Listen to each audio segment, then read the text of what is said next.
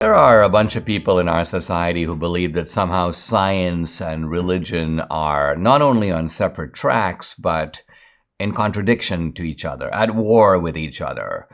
Religion is based on faith, Dinesh, and science is based on reason. So the notion that these are two not only separate, but clashing modes of inquiry is popular, but also wrong. Here's a challenge I have for the people who claim this kind of conflict.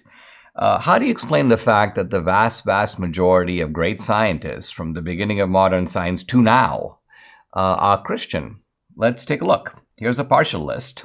Copernicus, Kepler, Galileo, Tycho Brahe, René Descartes, Boyle, Newton, Leibniz, Gassendi, Pascal, Mersenne, Cuvier, Harvey, Dalton, Faraday, Herschel, Joule, Lyell, Lavoisier, Priestley, Kelvin, Ohm, Ampere, Steno, Pasteur, Maxwell, Planck, Mendel. Think about it. A good number of these scientists were clergymen. Gassendi and Mersenne were priests. So was Georges Lemaître, who's, by the way, the Belgian astronomer who first proposed the Big Bang theory of the origin of the universe in the early part of the 20th century. Mendel, whose discovery of the principles of heredity would provide vital support for the theory of evolution, spent his whole life as an Augustinian monk living in a monastery. So where would modern science be without these men? Some were Protestant, some were Catholic, but all saw their vocation in distinctively Christian terms. Now, Copernicus, who was, by the way, a canon, a kind of elder in the Cathedral of Krakow, looked at his heliocentric theory as revealing God's scheme for the universe. Boyle was a pious Anglican who said that the scientist is, quote, a priest of the book of nature. And Boyle, by the way, endowed a scholarship for people who deliver lectures that, in a sense, made the case for Christianity in scientific terms. Newton was virtually a Christian mystic.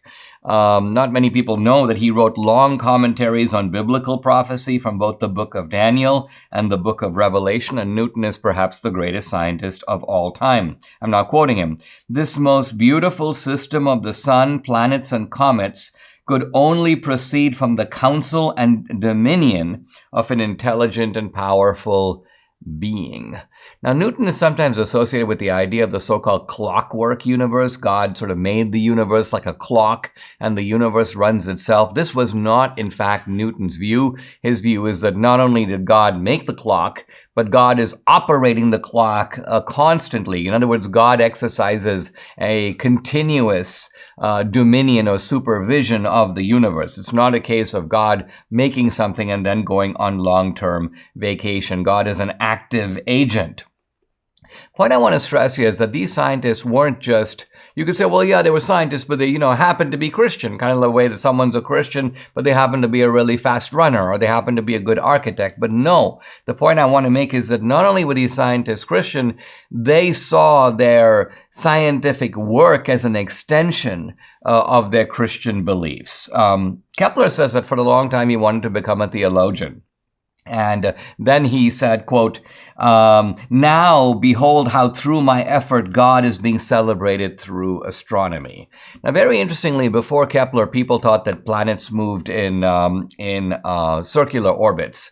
And when Kepler denied that, there were people in Kepler's day who said, well, you're committing a kind of a heresy. God operates through perfect circles. God is a kind of great geometer. And why would he depart from this perfect sphere, the circle, for planetary orbits? And so Kepler was convinced that his elliptical orbits would reveal an even more beautiful geometry. In other words, yes, God is a geometer, but instead of going with the simple circle, God devised a kind of more ingenious scheme for his creation. And when Kepler discovered that scheme, let's look at one of Kepler's laws. Here it is, Kepler's third law. It says, the square of the time of a planet's revolution around the sun is proportional to the cube of its mean distance from the sun. Think about it. I mean, how would somebody even come up with that? How would you even think of that? Well, the answer is, and Kepler tells us, he goes, look, I began from the premise that there is a elaborate geometric formula. I came to that conclusion based upon faith, based upon my Christian faith. And since I believe God is a great geometer, he's got a formula at work here, my job is to find out what that formula is. And so he's looking for it. That's the key point. And this is, by the way, true of science even now. Scientists will talk, for example, not just about the fact that a particular equation works, or that it explains the phenomena or the data, or it makes sense, but they will talk about the beauty, the symmetry, almost as if they expect that nature was drawn by a great artist, an artist with an eye, not simply to making things work, making things come out right, but also to the aesthetic beauty of creation. And scientists, even today, scientists who aren't Christian, look for that beauty in nature. And I guess what I'm saying is that that is a residue of Christianity. Here's Einstein talking, in every true seeker of nature, there is a kind of religious reverence. Biologist Joshua Lederberg, what is incontrovertible is that a religious impulse guides our motive in sustaining scientific inquiry. And my point is that this impulse came originally from Christianity.